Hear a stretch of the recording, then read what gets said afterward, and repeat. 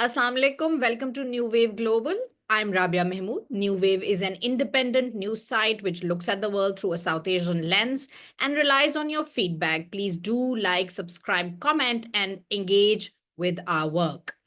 Today, we're going to be having a look on what happened in Pakistan with regards to freedom of religion and belief, but also the rights of religious minorities, the kind of violence and the scale of violence, unfortunately, we saw unfolded and unleashed upon religious minorities and others in Pakistan in the name of majoritarian religion, the kind of patterns we saw, the intolerance overall, and a question I would be putting to my guest is if there was any improvement in the state of affairs, considering that now we have had a new government after the election of February 2024. So this is a year ender.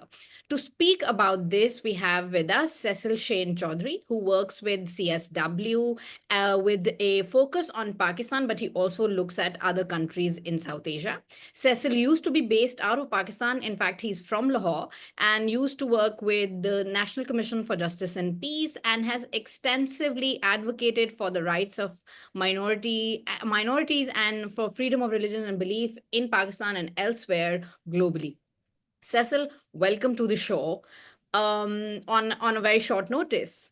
Um, we would like to start from, let's say, the election this year. How do you look at the change of government? And do you think that the new government coming into power, the current regime or establishment that we have, has made any difference when it comes to, the rights of minorities? Has it impacted the degree of discrimination that we see across Pakistan in the name of faith?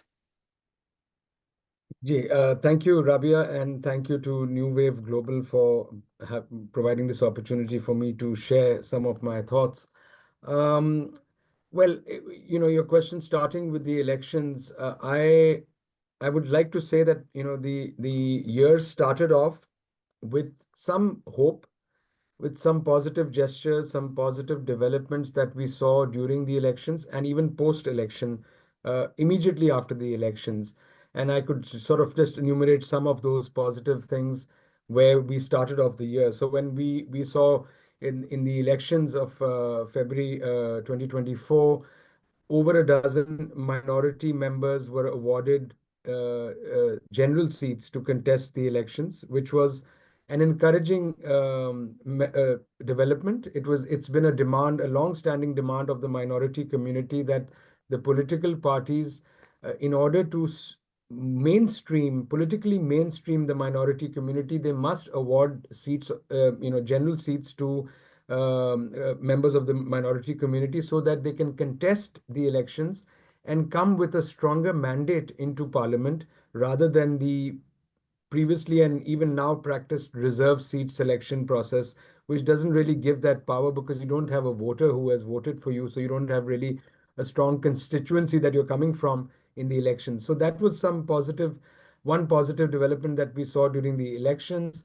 Then right after the elections, we also witnessed where the Deputy Speaker of the Sindh Assembly, Anthony Naveed, was from the Christian community who became the Deputy Speaker of the Sindh Assembly. So that gave some encouragement to the community that, okay, there is still hope that, this new government is or will try to make things better for freedom of religion or belief and for religious minorities across the country. We also then saw that in Punjab, the first Sikh member became the Provincial Minister for Minority Affairs, Ramesh Singh Arora, which again was something that we acknowledged and we welcomed, that the government is trying. And then over Easter, I was in Pakistan at the time, and we saw these positive gestures coming out. They were not major developments, but they were gestures, where we saw the Chief Minister of Punjab, Mariam Nawaz, going to Mariamabad and celebrating Easter Mass, attending Easter Mass over there.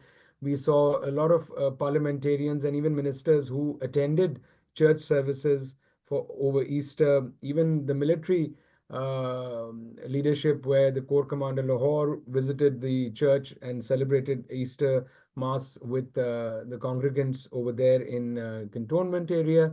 So these were some encouraging steps that we saw, and we felt that okay, things may get better. We also saw the acquittal of in March, the acquittal of the Hindu school principal Notan Lal from his 25-year sentence. The same day, we also witnessed the acquittal of Rocky and Raja Masih, who were accused last year with the mob attacks that took place in Jadamwala. Both these brothers had been accused of blasphemy, and that triggered the mob attack that took place in Jadamwala. So we also saw the acquittal. And why we say this is positive is because it was the session courts that acquitted them. So this was some relatively new, where we felt that okay, maybe the session courts are now a bit more empowered and are bold enough to actually acquit people, rather than them having to languish and be convicted and then go into an appeal at the High Court or then the Supreme Court in that ways. So these were some positive gestures. We also got to know that the government has plans from next year, 2025, to launch 7 different faith-based communities curriculum, where they would be able to study their own religion in lieu of Islamic studies. Because previously we were only allowed to study ethics in place of Islamic studies. But this is one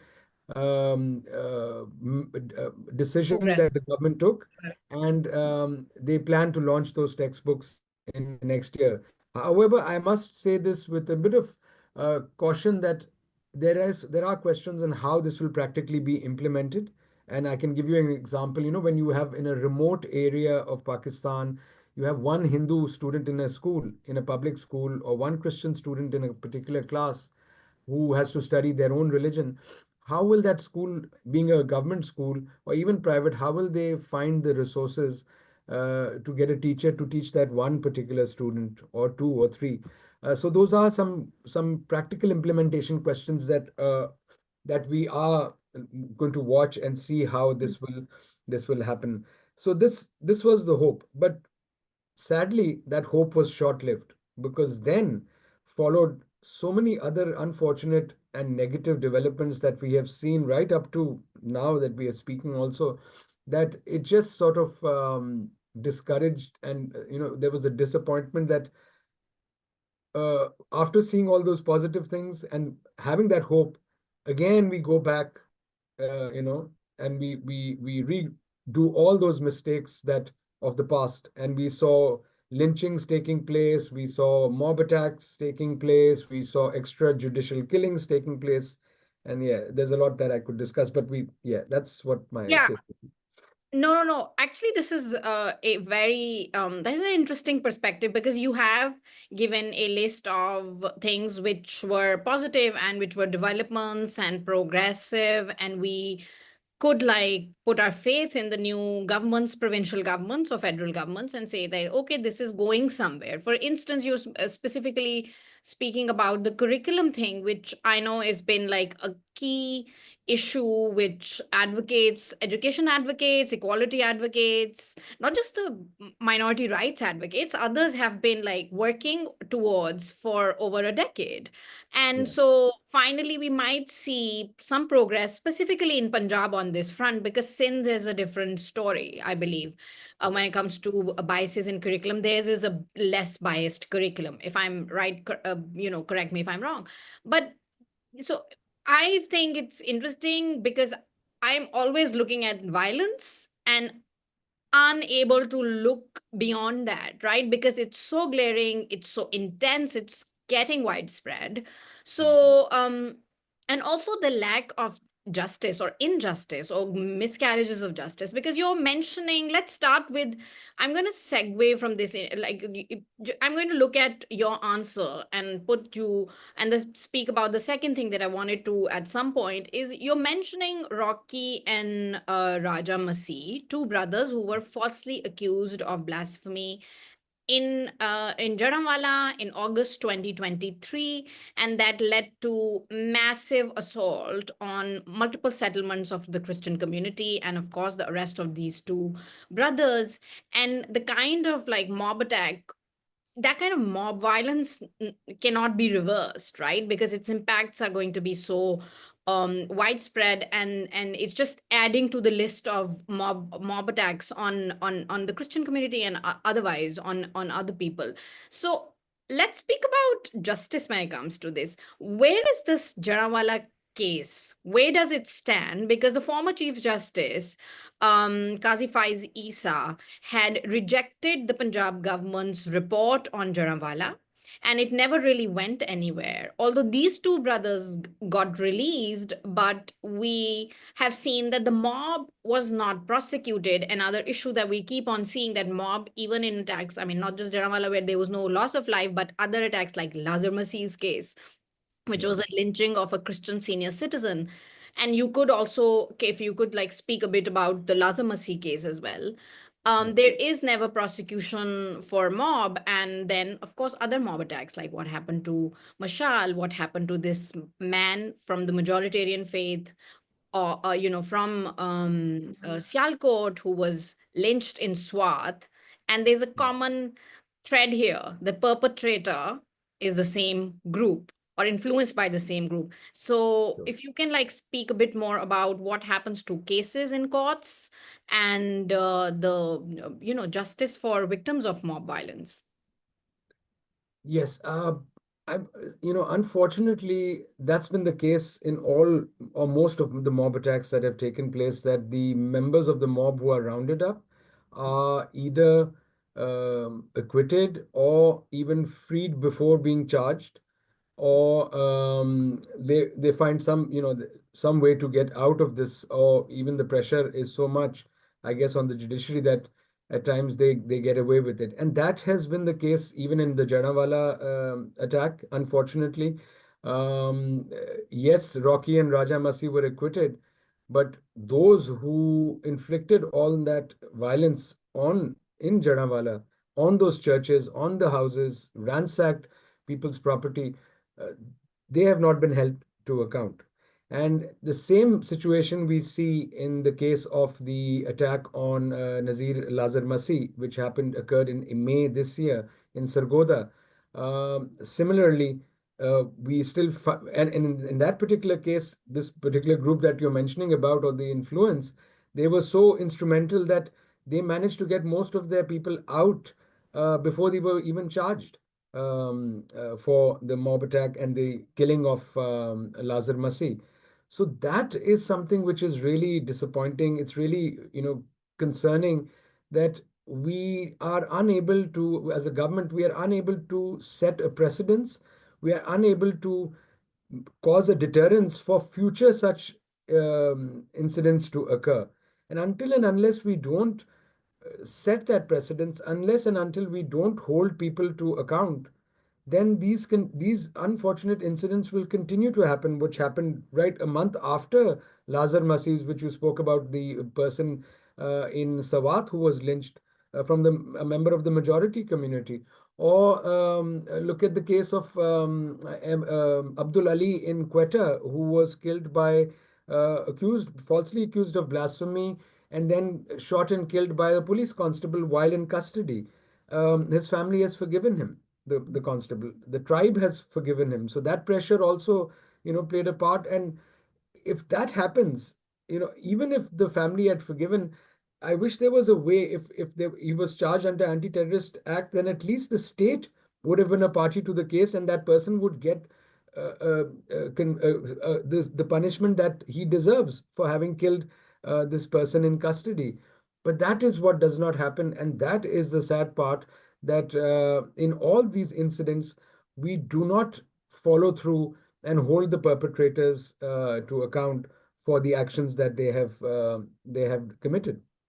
Yeah, and also you've mentioned Abdul Ali. Then we had this incident in Sindh, Yes. a province of tolerance. And yes, there was pushback from civil society when it happened that there was a doctor who was accused of blasphemy. Then he was an investigation inquiry revealed by the Sindh government that a policeman killed him in a false staged encounter, the Yeah. blasphemy accused. And there was, of course, there were people who wanted to lynch that man.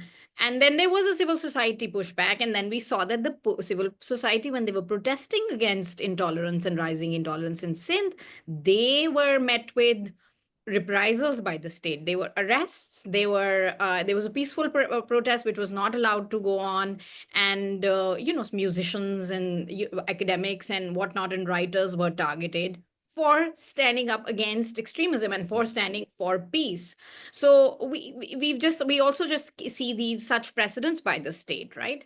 Yeah. So how coming back to these incidents of mob violence, lynchings, and targeted killings, for instance, in the case of Ahmadiyya, we've seen so far in this year, six Yeah. people, men, have been target killed, one in Sindh, five in Punjab, and then these two lynchings and then two extrajudicial murders by the policemen. So how do you see like the spike in violence and also overall spike in cases of blasphemy, which is a separate question, but you can address it here, that there's also a spike in cases of blasphemy online mostly, and this kind of sort of and how the TLP, the group which had an Yeah. influence and got its supporters released in case of Sargoda and Jaranwala, Yeah. and they and in Swat was also linked to Yes. TLP's teachings, and they were like people who were repeating the same TLP slogans, the narrative, the same the hate content that they are allowed to Mm, spread mm, offline, online, in writing. That's what influenced, and that's what the perpetrators of these mob attacks have been repeating in mm. publicly as a justification for the kind of violence that they inflict on people or minorities, uh, or otherwise. How do you see this? We've seen it in a very visible way this year. Yeah, yeah. Well, again, I would say it's just alarming that we have seen a spike in cases, in incidents that have occurred. You spoke about the Ahmadiyya community, and I'm sorry because I don't have that data right now compiled because there have just been so many incidents against the Ahmadiyya community that we've, honestly speaking, we've lost count. So we need Mm, time to actually compile that data so that we could have figures to quote as to how many people, how many graves were desecrated, how many people were barred from being able to pray, how many people from the Ahmadiyya community were stopped from being able to celebrate Eid ul-Adha.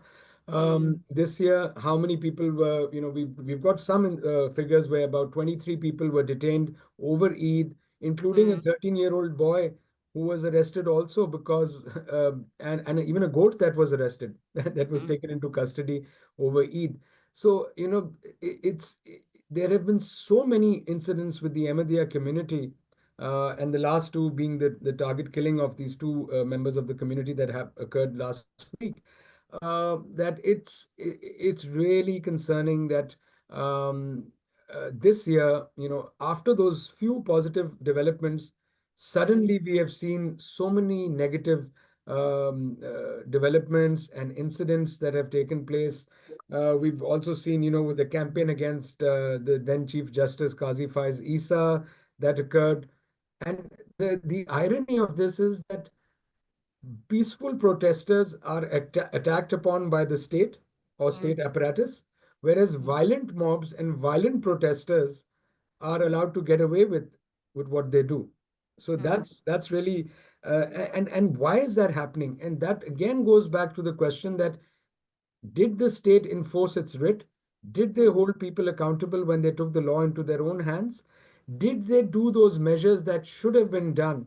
For example, this year marked 10 years of the Supreme Court's historic judgment on the protection and promotion of the rights of religious minorities. It was issued on 19 June 2014, and 2024 marks those 10 years. But mm, were the orders of the Supreme Court implemented in letter and spirit? No. mm, 10 years down the line, we day before yesterday, we commemorated the horrific attack on the Army Public School in Peshawar. Again, 10 years to that attack. And an outcome of that attack was the National Action Plan that was created and endorsed by all political parties in January of 2015, where they agreed, where, some of the points of the National Action Plan was to curb hate speech and incitement to violence. Has that hate speech and incitement to violence been curbed, or even been slightly addressed? No. And that is why we see these groups like TLP and others who then are emboldened when there is no check, and they continued with their agenda because there is no legislation to stop the hate speech or the dangerous speech or the incitement to violence that is occurring. So, there are these are things where the state needs to reflect on themselves and see uh, where have we fallen short of protecting our citizens, all citizens in the country, minorities, majority included, because this issue of lynchings and mob attacks has now gone beyond the minority community only. Anyone, if we want to settle a personal score, all we need to do is just accuse the other person of blasphemy. And I want to mention over here that the effects, the impact and the negative effects that religious radicalism has on on the wider community or society is the fact that because we have seen this phenomena grow so much in Pakistan, today, even our own community, the minority community or Christians also, are Mm. affected by it. To the fact that um, last month we saw a pastor in Khanewal who in a domestic dispute with his sister-in-law, accused her of blasphemy. The very laws that we are struggling to try and get addressed or repealed, or some sort of amendments to curb the abuse of the law, now we see our own community Mm. using it as a means. That That's is the terrifying. danger. Yeah, that is really dangerous, that we have gotten so influenced by it that we are also now taking support from those laws. That is really worrying. And so again, it comes back to the state. And I keep saying that the state must have a more open and a welcome stance towards civil society. Civil society is not there to only criticize the state. Mm. I'm not doing that. I'm appreciating the positive developments that took place, and that's what civil society does. They do Mm. appreciate. If you take positive measures, we will acknowledge, we will appreciate, and we will praise. But some things are your duty. So if someone gets acquitted from a court, that's the Mm. duty of the court to dispense justice. I Mm. don't think you have to go beyond and constantly praise, but we do praise the courage of the judges who do take those decisions. And Mm. the state has to allow, because this issue is not going to be addressed alone by the state, neither will civil society be able to address it themselves. They don't have the machinery or the manpower, to effectively do that. So it has to be a partnership, but only when the state is ready to accept them. Already, we still see 5 years down the line, we still see NGOs struggling to try and get funds into their accounts because of the Economic Affairs Division clauses or the Punjab Charities Act Commission issues, and they're still struggling. So, how will they effectively work when they're only stuck in trying to, stay afloat? So, Yes, yeah, stay afloat and are at the risk of being demonized yeah, whenever they say something on an international forum and are dealt with in a punitive manner yeah, for raising a concern, with sort of like raising violations which are violating Pakistan's own constitution, right? I doubt yeah, if anyone's working on through any framework which is beyond Pakistan's constitution, even or like the set of frameworks of rights that we have, even with all the like discriminatory religion provisions in law which yeah, are in place. I also want to, you rightfully mentioned about the Ahmadiyya and the cases and the data. You don't have to apologize for not having the data, because it's kind of like happening left, right, and center, and you can't be updated on a daily basis when it comes to this kind of targeting, right? It's non-stop. yes, The- Over 100, it's a very basic figure. Over 100, at least over 100 graves have been desecrated this year of the Ahmadiyya. There have been dozens of worship sites which have been vandalized and desecrated, and it's like there's been a spike. United Nations special rapporteurs have raised it. There were multiple men who were subjected to arbitrary detentions, and it's non-stop. It looks like it's non-stop, and rightfully so. You are speaking about where, the Chief Justice, and I was just thinking of the kind of like impunity which certain groups enjoy. Because when the Chief Justice, there was violence and incited against Chief Justice by Chief Justice, former Chief Justice Qazi Faiz Isab, by senior leadership of Tehreek Labbaik, there were no significant arrests of members or party leaders of the Tehreek Labbaik, right? State is very capable of arresting political leaders of all Yeah, parties. yeah. I mean, even sorry to cut you in between, No, but no. the court is very active in holding political parties or political members in contempt when they say something. But Hmm. here, blatantly, they went on this tirade against the former chief justice, and there were no measures taken, not even a condemnation in that respect that came forward. Yes, and had money was announced, right? Yeah, Like if yeah, anybody exactly. who takes a violent action against him, and it was public, and that man was not arrested, and there were headlines about confusing headlines about certain arrests, but then the Punjab government just did not take that up. So, and then everyone keeps talking about in Pakistan, like this is above the pay grade of the provincial government. These jokes which are cracked because, whoever created the TLP needs to address the TLP. And that's like a terrible way of passing the buck on. Yeah, Um, exactly. and of course, the role of the law enforcement. How do you see the role of law enforcement this year? We did see one woman police officer rescuing an accused, a blasphemy suspect, another woman. We're not going to get into detail of that case, but it was set as a good precedent. And she was supported and really used as a reference point for courage of law enforcement. But then we also see law enforcement's inability to protect people, as we saw in cases in Mhm. Swat and Mhm. Sargodha. Yeah. So, and the role of lawyers. Can you also speak a bit about the growth and the organized nature of how these lawyers group are going after people?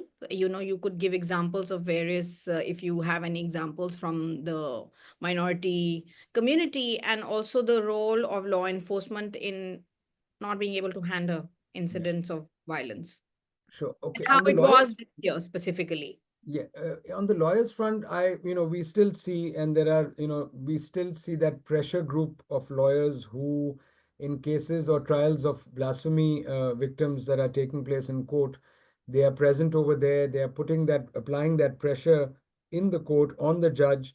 So that has not stopped. That is continuing with impunity, and we still don't see, and it has grown actually. We see even more lawyers now who are supporting this particular narrative of TLPs and are endorsing it. It was shocking to see, when in the case of Abdul Ali, that some politicians also endorsed what he did, what the constable did in killing Abdul Ali. He was not convicted. He had just been merely arrested on that charge, and the trial was still going to start.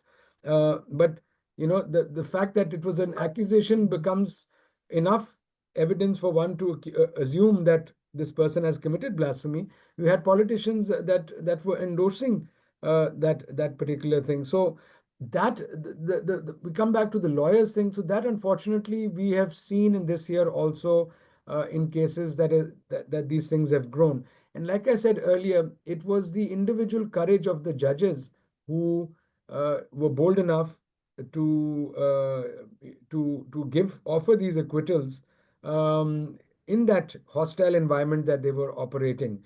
It's not a systematic change that we would say, oh, the judiciary has now become more empowered, or there are better protections for judges at the lower courts. That's not the case, or lawyers. Similarly, when we look at the law enforcement authorities, again, you mentioned about that one case, the Lahore incident in Ichira, of the woman police officer, but there were other incidents also where the police acted immediately and were able to de-escalate a situation from changing into a mob-like attack. So there have been those measures, but again, I think it's important to mention that these are individual heroes who who take that bold step. It's mm, not an institutional change. We still mm, need to work on sensitizing the police authorities. We still need to, towards treatment of minorities and treatment of every individual with dignity and respect, regardless of the accusation.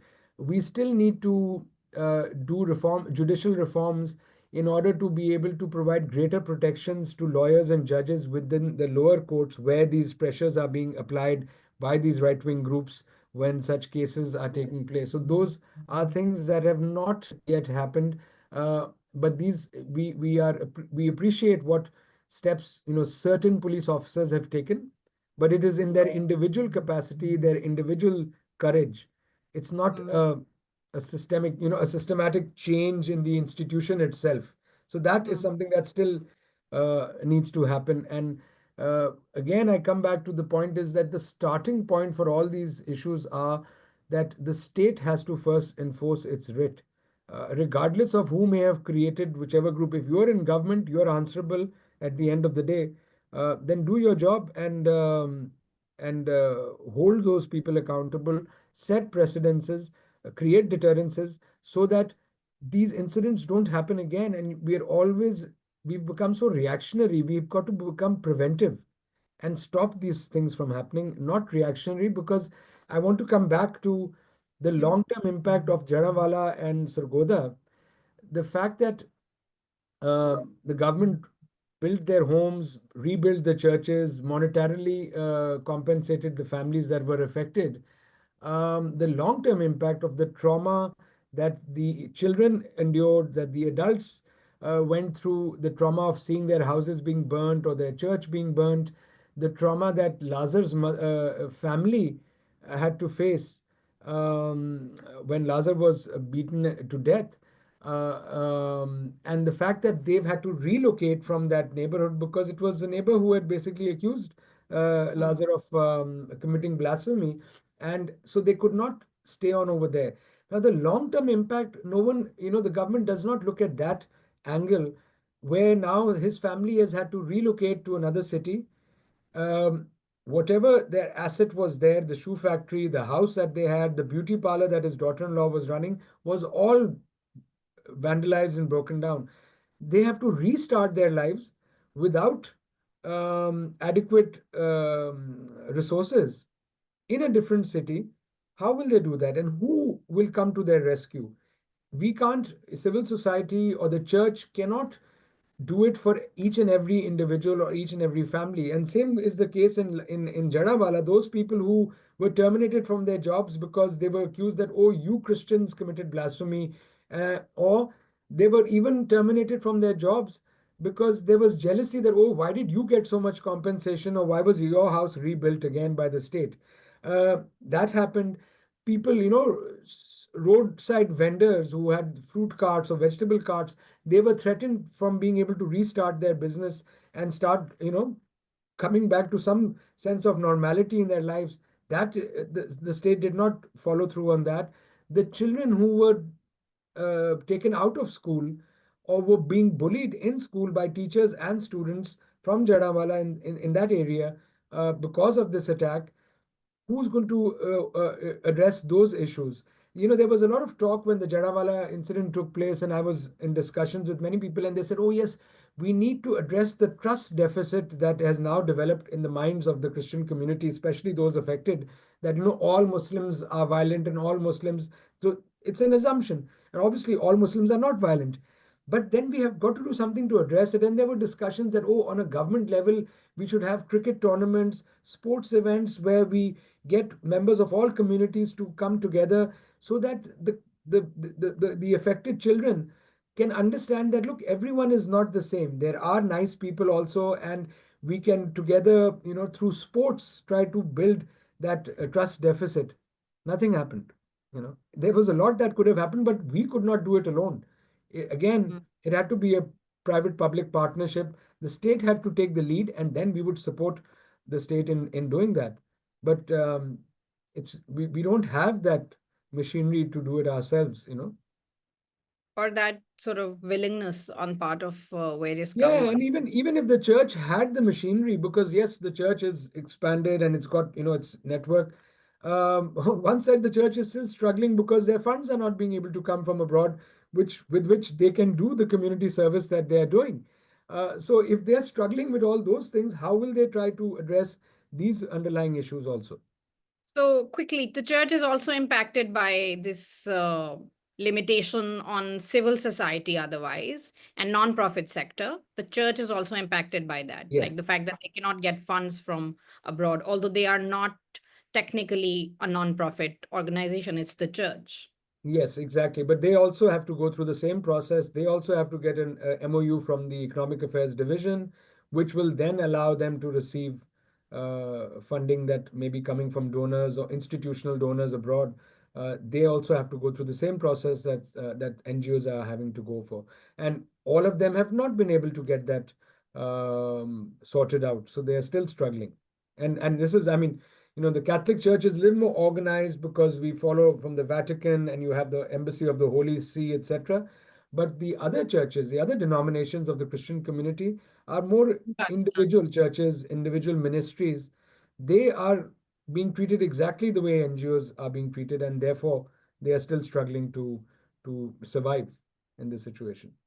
Okay, so this is another layer of